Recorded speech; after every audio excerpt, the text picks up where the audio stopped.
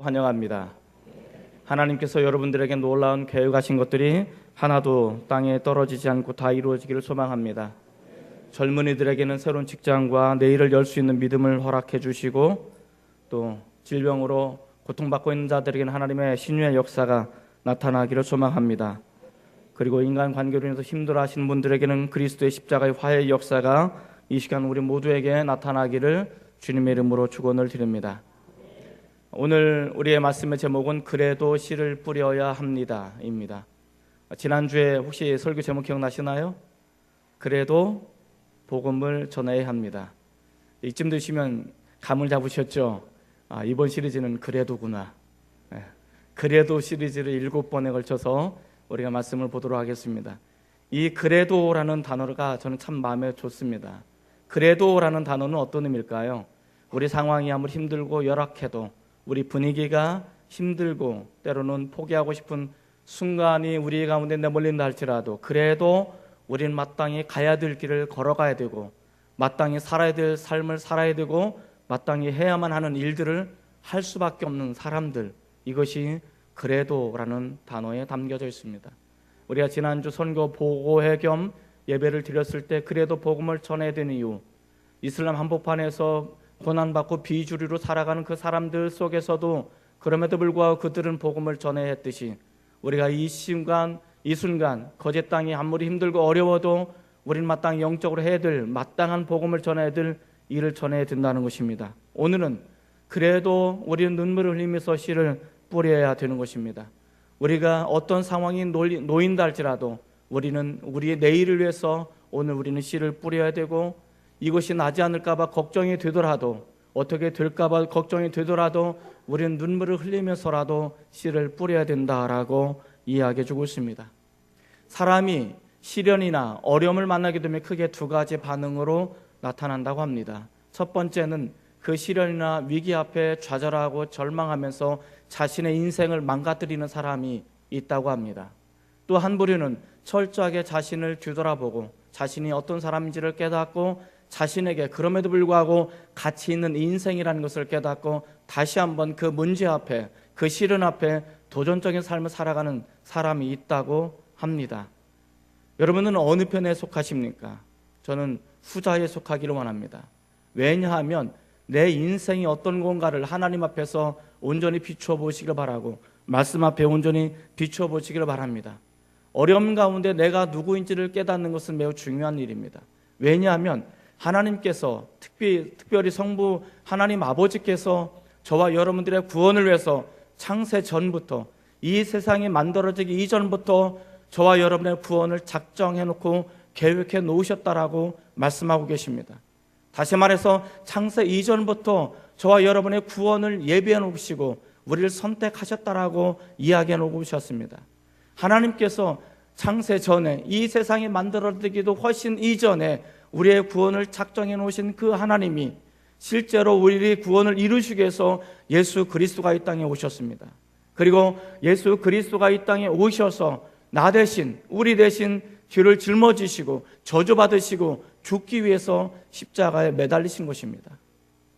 우리의 죄값을 치르기 위해서, 나 대신 죽음을 감당하기 위해서 그 예수 그리스도 성자 하나님께서 오셔서 십자가 위에서 나 대신 저주받으시고 나 대신 죽으시고 나 대신 죄값을 치르신 것입니다. 그리고 성령 하나님께서는 이 시간도 여전히 우리 가운데 운행하셔서 우리 마음에 감동을 주시고 우리 안에 은혜를 주셔서 나를 위해서 죽으신 예수님을 내가 믿을 수 있게 하셨던 역사를 만들어내셨습니다. 그래서 성령의 감동과 성령의 역사로 말미암아 나는 예수님을 주님이라고 부를 수 있습니다. 성경에 보면 이렇게 말하고 있습니다. 성령이 아니고서는 누구든지 예수님을 주라 시인할 수 없다라고 말합니다. 성령의 역사가 아니고서는 예수님을 주라 시인할 수 없다라고 말합니다. 그러면 이 세상 사람들이 예수님을 모를까요? 알고 있습니다.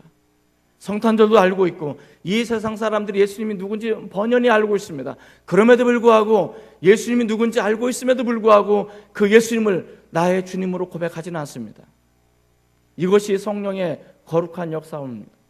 오늘 내가 어떤 사람인지, 우리는 본래 죄에서 태어나고 죄로 성장하고 그 죄의 욕심으로 인해서 우리는 사망에 이르렀다고 말하고 있습니다. 욕심 잉태한 즉 죄가 낳고 죄를 장성한 즉 사망에 이를 수밖에 없는 그 존재가 우리인 것입니다.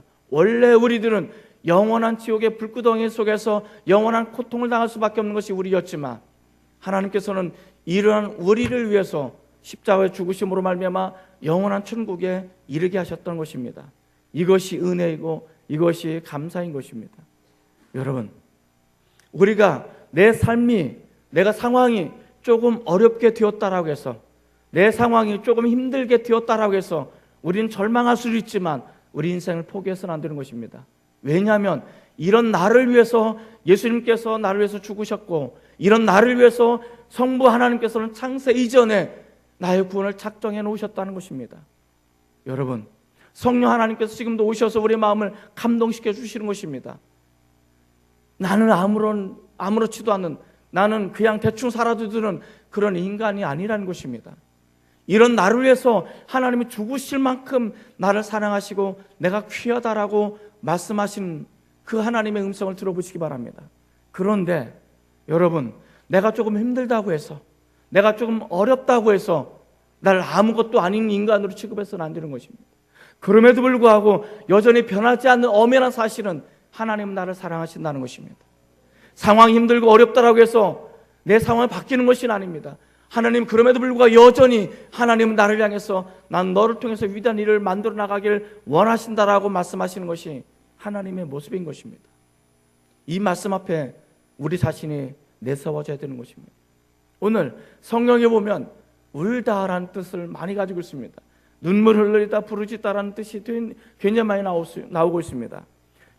그 아브라함의 두 번째 부인 하갈이 자기 아들과 쫓겨났습니다. 사막으로 왔습니다. 광야로 왔습니다. 이제 마실 물도 없어서 굶어 죽어가고 목말라 죽어가고 있습니다. 그때 어미는 하갈이 하나님을 향해서 원통하면서 울기 시작합니다. 그 울음이 하나님의 역사를 끌어내는 것입니다. 이스라엘 백성들이 이집트에서, 애굽에서 노예살이를 할 때 너무 힘들고 너무 어려워서 그들이 하나님을 향해서 집단적으로 울기 시작합니다. 그 울음이 하나님의 놀라운 역사를 만들어 나가게 되어집니다. 사르밧 과부가 자신의 아들의 죽음으로 인해서 어쩔 수 없어서 울기 시작합니다. 그 울음이 다시 한번 그 아들을 살리는 생명의 역사를 만들어 나가기 시작하는 것입니다. 하나님께서는 우리들의 눈물을 요구하십니다. 우리가 하나님 앞에서 그렇게 애통하며 부르짖고 울어가기 시작할 때 이 울음을 통해서, 이 눈물을 통해서 위대한 역사를 만들어 나가기 시작하는 것입니다. 시편 39편을 보면 이렇게 말하고 있습니다. 여호와여, 나의 기도를 들으시며 나의 부르짖음에 귀를 기울이소서. 내가 눈물을 흘릴 때에 잠잠하지 마옵소서. 내가 하나님을 향해서 눈물을 흘릴 때 주님 잠잠하지 마옵소서.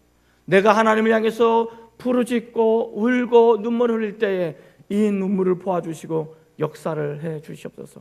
기적이 일어나게 주옵소서라고 기도하고 있는 것입니다. 오늘 우리가 읽은 126편도 똑같이 나타납니다. 울며 씨를 뿌리러 나가라고 말하고 있습니다. 우리는 그 상황이 울면서 씨를 뿌릴 수밖에 없는 상황이라는 것을 우리는 알 수 있습니다. 126편 상황이 많은 사람들이 힘들고 어려운 상황에 봉착해 있음을 우리는 알 수 있습니다. 그래서 그들이 씨를 뿌리는데 울면서 씨를 뿌릴 수밖에 없는 상황이라는 것을 우리는 알고 있습니다. 그래서 시는 그럼에도 불구하고 말합니다. 여러분, 우리가 상황이 아무리 힘들어도, 우리가 울 수밖에 없는 상황이라도 우리는 울면서라도 씨를 뿌려야 된다고.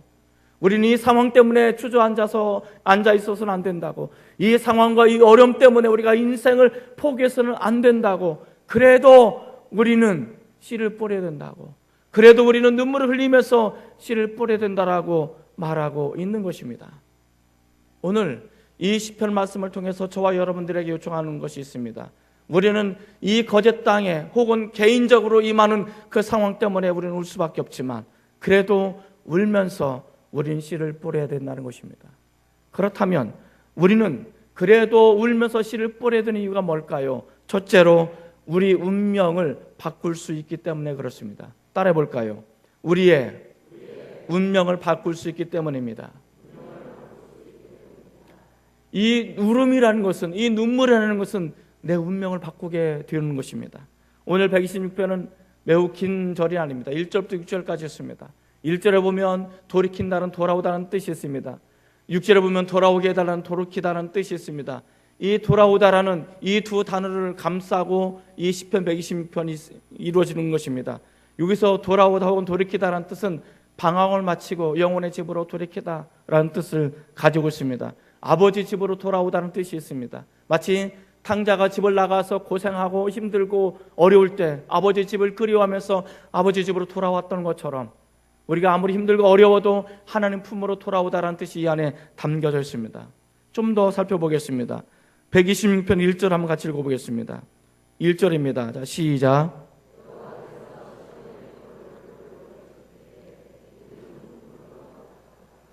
여호와께서 시온의 포로를 돌려보내실 때에, 시온의 포로, 이것은 이들이 바벨론의 포로 상황 속에 놓여져 있을 때입니다.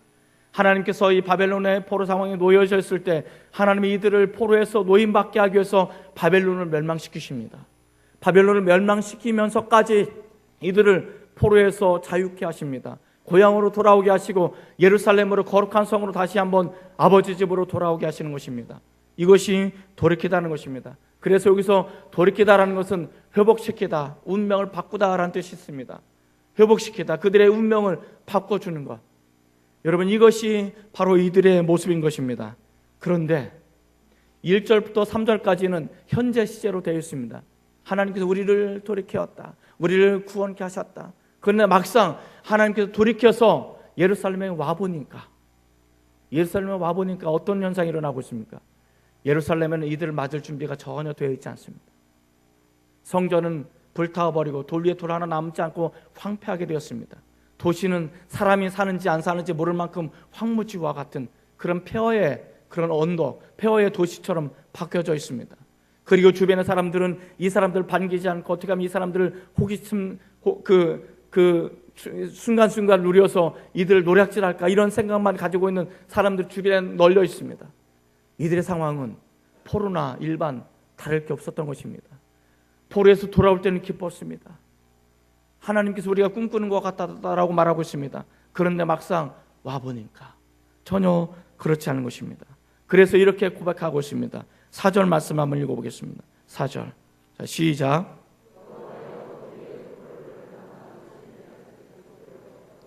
그래서 이들은 하나님 앞에 기도하기 시작합니다. 하나님, 우리를 남방 시내들 같이 돌려보내소서. 이 남방 시내들이라는 것은 유다 남쪽에 있는 네게부 지역을 말합니다. 네게부 광야. 이 광야에 보면 골짜기 얼마나 큰 것이 많은지 모릅니다. 그런데 이 골짜기는 평상시에는 메마른 황무지와 같습니다. 바람이 불면 흙먼지만 흘러날릴 수밖에 없는 그런 황무한 땅입니다. 그런데요, 이곳에 비가 내리기 시작하면, 1년에 딱 2번 비가 내렸는데 비가 내리기 시작하면 어느 순간에 천지가 개벽하듯이 이 골짜기마다 물들이 가득 차서 흘러넘치기 시작합니다. 천지가 물로 가득 차기 시작합니다. 그렇게 되어질 때 이 골짜기에서 벗어 흘러넘치는 이 물줄기를 인해서 주변이 급속하게 풀이 나기 시작하는 것입니다. 풀이 나기 시작하면 어디선가 양떼들이 달려서 이 양떼들이 이 풀을 먹기 시작한, 이것이 바로 네게부 지역입니다. 이제 우리 가을에 성지순례 갈 텐데 이 여기서 우리는 사람 1박 할 수 있을 것입니다. 이 네게부 지역, 아무것도 없는 광야, 흙먼지만 날릴 수밖에 없는 이 광야에 비가 내리기 시작하면 물이 흘러넘쳐서 정말 축복의 물줄기처럼 천지가 개벽하듯이 엄청난 변화 역사가 일어나기 시작할 것입니다. 사랑하는 성도 여러분, 우리가 울면서 하나님 앞에 나와서 기도하고 씨를 뿌리게 되어지면 우리 인생이 황무지와 같다 할지라도 이 엄청난 놀라운 역사가 일어나게 될 것입니다. 지금은 아무것도 보이지 않는 폐허의 언덕, 흙먼지만 나는 언덕밖에 없지만 하나님이 축복하시면, 하나님이 역사하시면, 비가 내리기 시작하면 그 가득 찼던 아무것도 없는 그곳에 물줄기가 가득 흘러넘쳐서 천지가 개벽하듯이 축복의 들판으로 바뀌기 시작하는 것입니다. 그 넓은 들판이 푸른 추장으로 바뀌기 시작하는 것입니다. 그 푸른 추장에 수많은 양떼들이 그 풀을 먹고 아름다운 열매로 맺어 나가는 놀라운 축복의 회복의 역사가 일어나게 될 것입니다. 여러분, 하나님께서 저와 여러분들을 위해서 십자가 죽으신 예수님의 은혜가 있다면, 우리를 지옥의 불구덩이에서 건져내서 영원한 천국으로 우리를 인도하셨다면, 여러분, 지금 우리가 힘들고 어렵다면 지금이야말로 우리가 울면서 씨를 뿌리러 나가야 되는 그런 사람이 되어야 될 것입니다. 우리는 울면서 씨를 뿌리러 나가게 되어질 때 우리 앞에 놓여졌던 우리의 운명이 바뀌어질 것입니다. 지금은 슬픔이지만 이것이 기쁨으로 바뀌어질 것입니다. 우리 인생이 놀랍게 바뀌어져 나갈 것을 믿으시기를 바랍니다. 하나님, 내가 지금 이렇게 못나 보여도, 하나님 지금 내가 아무것도 가진 것이 없어도, 하나님 내가 정말 별 볼 일 없어 보여도 하나님 역사하신다면, 하나님 나에게 임하신다면, 하나님 나에게 축복해 주신다면 내 운명이 바뀌어질 것을 나는 믿습니다. 그래서 나로 인해서 놀라운 일들을 해나갈 것을 나는 기대합니다. 그래서 오늘 나는 여전히 지금 이곳에 울면서 씨를 뿌리겠습니다라고 다짐하며 결단하는 저와 여러분들이 되시기를 주님의 이름으로 축원을 드립니다. 그래도 우리가 눈물을 흘리면서 씨를 뿌려야 하는 이유는 뭘까요? 둘째로 우리의 기쁨이 회복될 수 있기 때문에 그렇습니다. 따라해 볼까요? 우리의 기쁨이 회복될 수 있기 때문입니다. 2절과 3절 말씀을 한번 같이 읽어보겠습니다. 2절과 3절입니다. 자, 시작. 그때 우리 입에는 웃음이 가득하고 우리 혀에는 찬양이 찼었도다.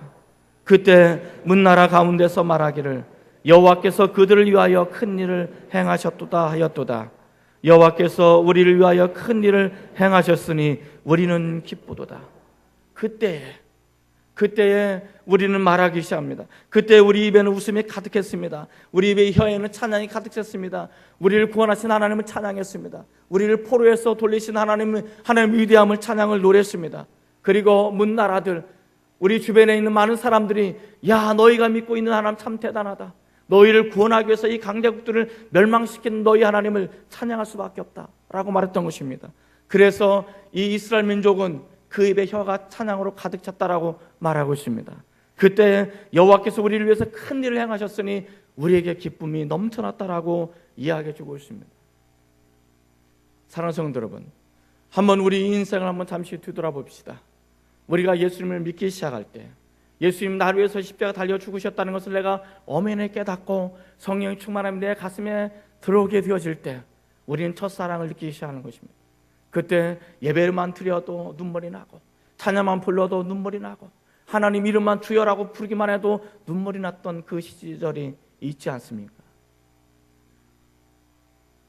나만 있나요? 다 그런 시절이 있었잖아요. 그렇죠. 네, 그런 시절이 있었어요. 근데 가만 생각해 보면 그때 초신자 때는 정말 은혜가 너무 감격해서, 너무 뜨거워서, 가슴이 뜨거워서 하나님 앞에 나가기만 해도, 예배만 드리기만 해도 막 가슴이 막 정말 터져나갈 것 같고 눈물이 나고 막 그랬는데, 사실 그때 설교 내용이 하나도 안 들어왔어요. 뭘 설교하는지도 몰라요. 아마 지금 어떤 분은 그런 분이 있을 거예요. 설교를 하시는데 목사님이 뭔가 핏대 세워서 이야기하는데 도대체 무슨 말인지 모르겠어. 그런데도 나는 기분이 좋아. 그런데 나는 이 자리에 있는 게 너무 좋아. 행복해. 아마 이런 사람도 있을 거예요. 이게 첫사랑이에요. 처음 사랑이에요. 그런데 우리가 십자가의 은혜를 받고 처음 사랑할 때는 얼마나 감격했어요. 너무나 좋았어요. 그런데 이게 오래 못 가더라고요. 오래 못 가더라고요. 이게 오래 갔으면 얼마나 좋을 텐데 이게 오래 못 가는 거예요. 은혜 받을 때 너무 좋은데, 행복할 때, 성령이 나에게 임할 때는 뭔가 내가 다 알 것 같은데, 그래서 주님 내가 이렇게 하겠습니다라고 막 소원 까기도 하고 막 손 들고 찬양도 하고 막 그랬는데 이게 오래 못 가는 거예요. 좀 시간이 지나니까 우리 삶이 하나씩 어려움이 다가와요. 예수 믿어도 어려움이 오더라고요. 예수 믿어도 고난이 비껴가지 않더라고요. 예수 믿어도요, 눈물 나는 일들이 더 많은 것 같더라고요. 그래서 어려운 일이 하나씩 둘씩 오다 보니까 기도하는데 응답도 안 오고, 그러다 보니까 입이 이만큼 나왔어요. 하나님 나를 사랑하신다면서요. 하나님 나를 사랑하신다면서요. 나를 사랑하신다는데 나에게 이렇게 어려움을 줄 수 있어요? 하나님 나를 사랑하신데 나에게 이렇게 눈물 나게 할 수 있어요? 하나님 나를 사랑하시고 나를 십자가에 죽으셨다고 말씀하시는데, 그분이, 나를 사랑하시는 분이 내가 이렇게 어렵고 눈물 나게 해도 왜 응답도 안 해주세요? 이렇게 할 때가 있단 말이에요. 그때가 언제냐면 지금이에요. 이 시인을 고백할 때가 바로 그때예요. 올 때는, 돌아올 때는 구원의 기쁨이 너무나 커서 너무나 감격스러워서 눈물을 흘리면서 하나님 앞에 찬양했었는데, 어려움이 쌓이다 보니까 그 감격은 오간되었고, 불만만 나오고 좌절과 절망만 나오고, 이제는 기도도 안 되고, 예배 드려도 예배를 드리는 동안 내가 왜 이 자리에 앉아 있는지도 모르겠고, 찬양 불러도 아무런 가능성이 없고, 왜 저렇게 찬양하는지 모르겠어 라고 말할 수밖에 없는 그런 상황에 내몰릴 때도 있단 말이에요. 바로 그 순간 우리는 선택해야 됩니다. 바로 그 순간 우리는 기도해야 됩니다. 자, 한번 5절 말씀 한번 같이 읽어보겠습니다. 5절입니다. 시작.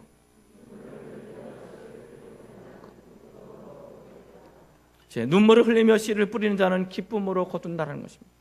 지금 기쁨으로 거둔다라는 것은 무엇을 의미합니까? 이 사람이 기뻐할 수 없다는 것입니다.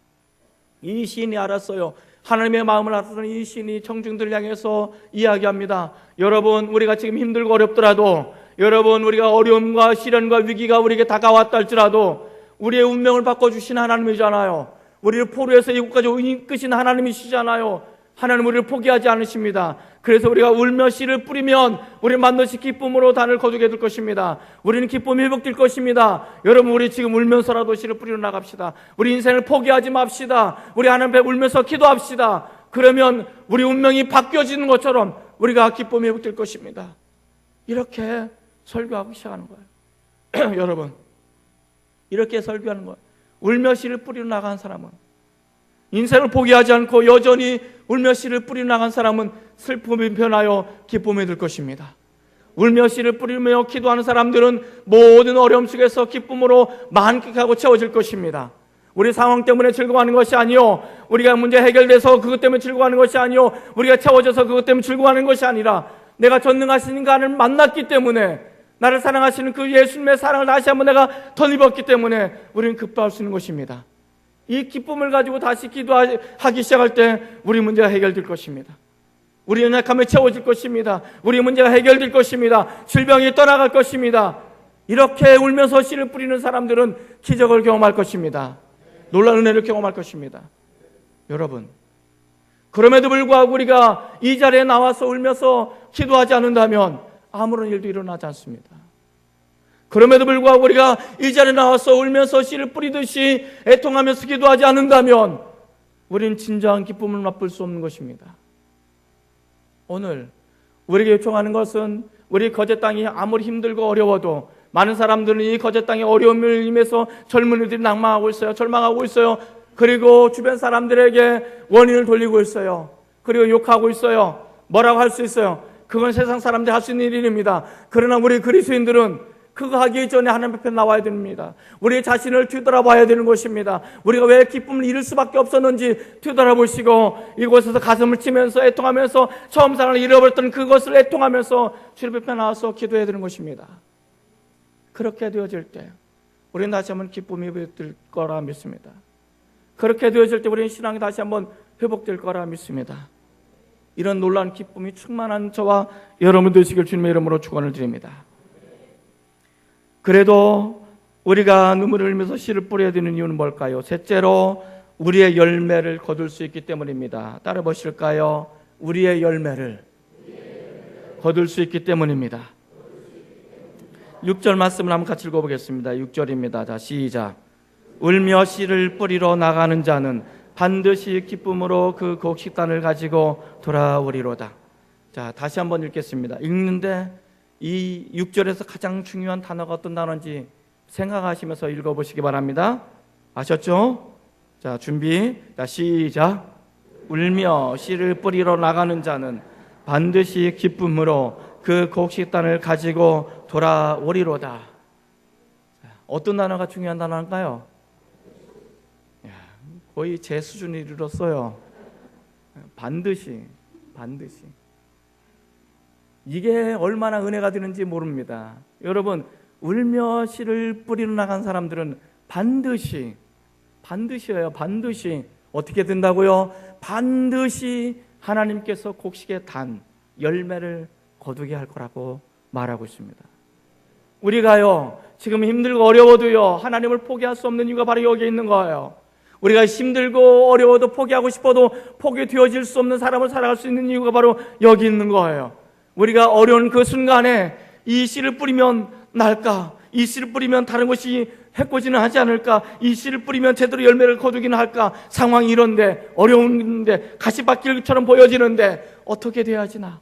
그래도 씨를 뿌리러 나가는 사람, 그래도 애통하면서 눈물을 흘리면서 씨를 뿌리러 나가는 사람들은 반드시 열매를 거두게 할 거라고 하나님께서 약속하셨습니다. 사랑하는 성도 여러분, 이 말을 뒤집으면 이렇습니다. 울며 씨를 뿌리지 않는 자는 상황 때문에, 어려움 때문에 내가 나 같은 게 하면 뭐가 될까? 나 같은 게 나는 안 돼. 이렇게 스스로 한계를 짓고 스스로 좌절하고 스스로 절망하는 사람들. 그래서 아무것도 안 하고 그저 누구 욕하고 누구 원망하고 누구 변명하고 내 인생 변명으로 합리화로 다 하는 거 소용없는 거예요. 아무 의미가 없어요. 이번에 추천도서로 나온 책 중에 하나가 신성종 교수가 내가 본 지옥과 천국이죠. 지옥편을 읽어보면 그렇게 나와요. 지옥편의 특징이 뭔지 아십니까? 그때 내가 이렇게 했으면 좋았을 거야. 그때 내가 왜 그렇게 그걸 못했는지 몰라. 그때 수많은 교회가 있었는데 그때 그 교회를 내가 왜 잡지 못했는지 몰라. 내가 하나님을 전폭적으로 믿었을 텐데 왜 믿지 못했는지 몰라. 그런 후회. 그런데요, 거기 가서는 후회도 소용없어요. 왜냐하면 두 번 다시 교회가 없기 때문에 그런 거예요. 두 번 다시 교회가 없는 거예요. 제가 성경 공부할 때 이런 얘기를 합니다. 영적인 죽음이 육적인 죽음을 만나면 영원한 죽음에 이른다. 한번 따라해 보실까요? 영적인 죽음이 육적인 죽음을 만나면 영원한 죽음에 이른다. 이런 명언은 받아 적으셔야 돼요. 네. 이 영적인 죽음이란 게 뭐예요? 하나님을 모르는 거예요. 하나님을 안 믿는 거예요. 근데 하나님을 안 믿다가 육체적인 죽음을 만나면 어떻게 돼요? 영원한 심판, 영원한 지옥, 영원한 죽음에 떨어지는 거예요. 그러나 우리가 이 영적인 죽음의 상황 속에서 하나님 나를 찾아오시고 나에게 은혜를 부어주시고 내 삶을 아무리 힘들어도 포기하지 않게 하시는 성령의 역사를 의지해서 내가 다시 한번 일어나게 되어질 때, 내가 다시 한번 하나님을 바라보고 하나님을 믿고 우리 주님을 믿게 되어질 때 우린 육적인 죽음을 만나도 영원한 천국으로 가게 되는 거예요. 영원한 복을 받는 거예요. 영원한 생명을 얻는 거예요. 이 차이점을 우리는 아셔야 됩니다. 그러니까 지금이 중요한 거예요. 내일이 중요하지 않아요. 모레가 중요하지 않아요. 정말 중요한 것은 지금이에요. 지금 내가 뭘 선택할 건지, 어떻게 선택할 건지, 어떤 삶을 살 건지, 이것이 내일을 결정하는 것입니다. 내 운명을 결정하는 것입니다.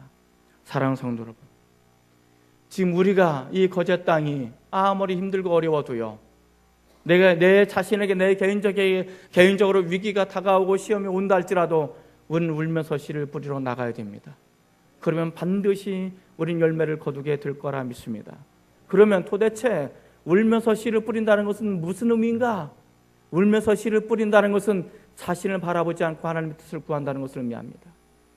작년에 일남전도 부부들이 어디를 갔다 왔냐면 서울 양화진에 다녀왔어요.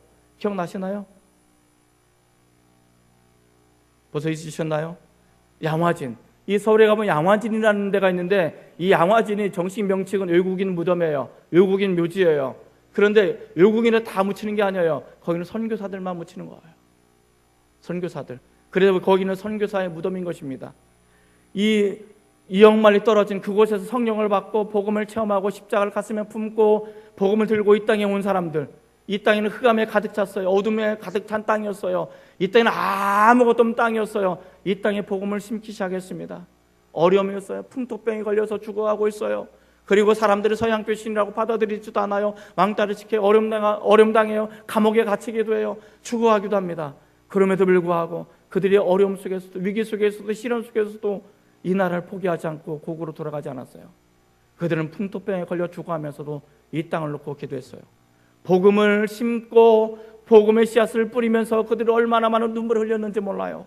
이 땅을 가슴에 품고 그들이 죽어가면서도 이 땅을 포기하지 않고 복음의 씨앗을 심었고 울면서 그들이 복음의 씨를 뿌렸기 때문에 그들은 이 땅에 죽어갔지만, 그래서 선교사 양화진에 묻히게 되었지만 그 결과로 인해서 오늘 한국교회가 이렇게 성장하고 부흥할 수 있었습니다. 여러분, 그들이 포기했다면 어떻게 됐을까요? 나는 힘들어서 나 이거 포기할 거야, 나 힘들어 안 할 거야 라고 고국으로 돌아왔으면 그들은 고국에서 편안한 삶을 살았을지 모르지만 우리는 여전히 흑암에 있을 거예요. 우리는 여전히 어둠 속에 헤맬 거예요. 63년 전에 이 거제 땅은 어떤 땅이었습니까? 한국 전쟁이 끝나고 이 땅은 포로로 가득 찼습니다. 반군 포로들 가득 찬 땅, 저주받은 땅이었고 할 많은 땅이었고 눈물 많은 땅이었습니다. 바로 이 땅에 그 심령들 한 사람 한 사람 품기 위해서 이 땅에 십자가를 세우고 교회를 세웠습니다. 복음의 씨앗을 심기 시작했습니다. 우리의 믿음의 선조들이 이 땅을 떠나지 않고 이 땅에 가슴을 품고 기도하기 시작했던 그 교회가 지금 오늘날 이렇게 성장했습니다. 다음 주면 장평교회가 세워진 지 63주년을 되는 해입니다. 63년 동안 어려움이 왜 없었겠습니까? 이곳을 포기하고 싶었을 때가 왜 없었겠습니까? 그러나 우리 믿음의 선조들이 이 땅을 포기하지 않고 이곳에서 울면서 눈물을 씨앗을 뿌렸기 때문에 우리는 지금까지 이렇게 성장할 수 있게 된 것입니다.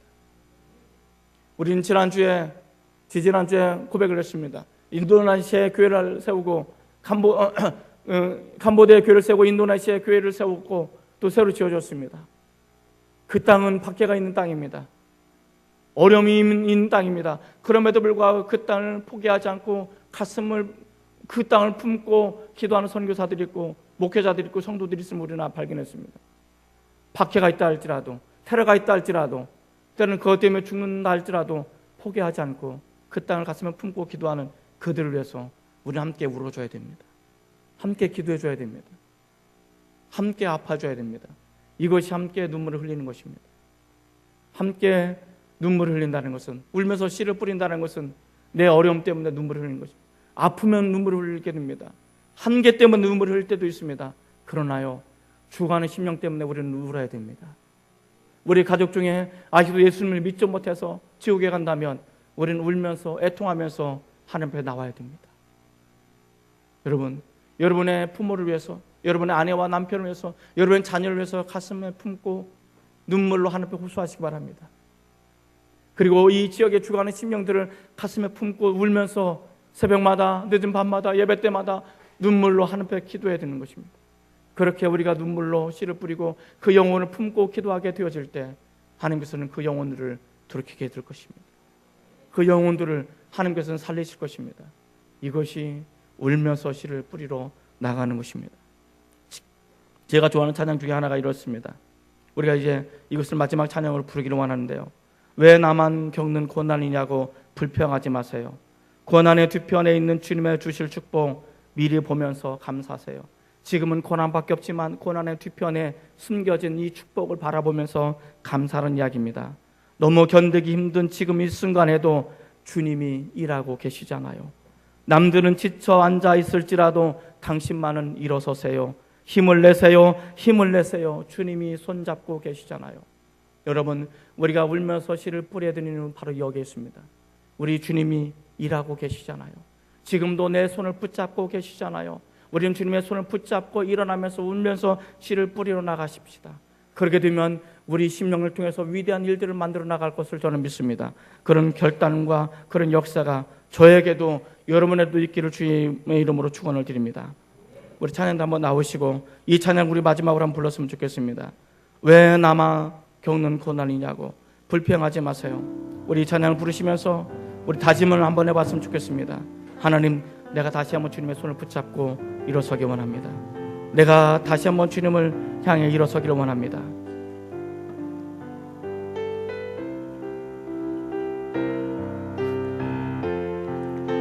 우리가 아무리 견디기 힘든 이 순간에도 주님이 일하고 계시잖아요. 여러분들은 일어나셔야 됩니다. 우리 다 같이 일어나셔서 이 찬양합니다.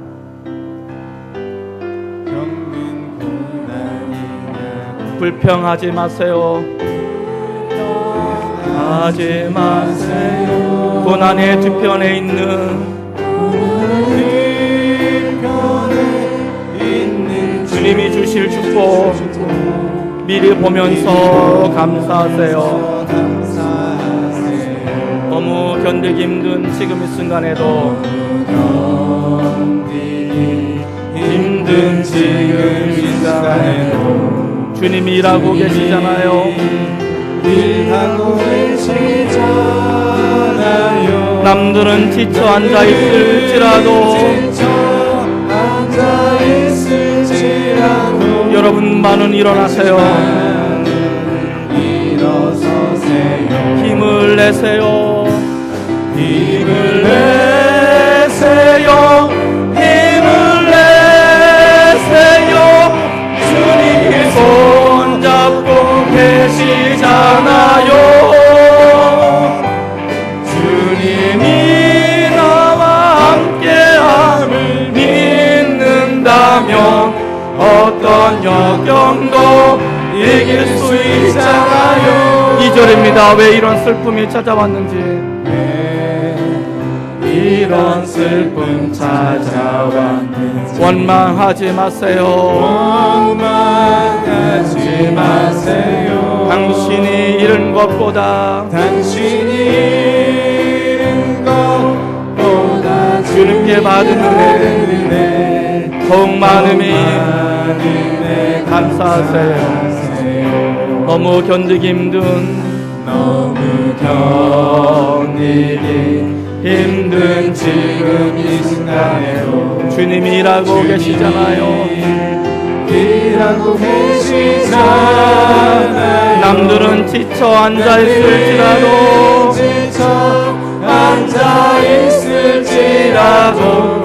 당신만은 일어서 힘을 내세요. 힘을 내세요. 힘을 내세요. 주님이 손잡고 계시잖아요. 주님이 나와 함께함을 믿는다면 어떤 고난도 견딜 수 있잖아. 힘을 내세요. 힘을 내세요. 힘을 내세요. 힘을 내세요. 주님이 손잡고 계시잖아요.